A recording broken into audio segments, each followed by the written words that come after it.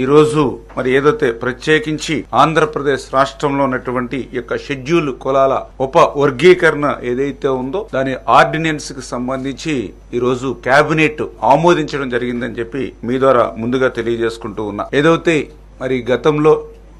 Committee ఇచ్చినటువంటి reports ఏదైతే ఉన్నాయో మరి దాని ప్రకారమే 7.5, 6.5, 1 అంటే ఈ రకంగా 15% రిజర్వేషన్ ఏదైతే ఉందో మరి ఆ రిజర్వేషన్ కూడా ఏదైతే జనాభా ప్రాతిపదిక అంటే రేపు భవిష్యత్తులో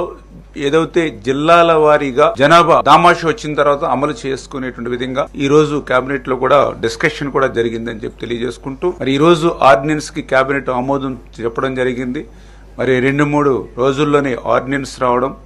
ఆర్డినెన్స్ వచ్చిన వెంటనే మళ్ళీ డిఎస్సి కూడా నోటిఫికేషన్ కూడా ఇచ్చి 45 రోజుల సమయం ఇచ్చి సాధ్యమైనంత వరకు రేపు విద్యా సంవత్సరానికి ముందే ఆ డిఎస్సి ద్వారా కూడా ఈ వర్గీకరణ ఫలాలు అందించాలనేటువంటి ఆలోచనతో కూడా ఈ ప్రభుత్వం ఉందనే విషయాన్ని కూడా ఈ సందర్భంగా తెలియజేసుకుంటూ ఉన్నాం.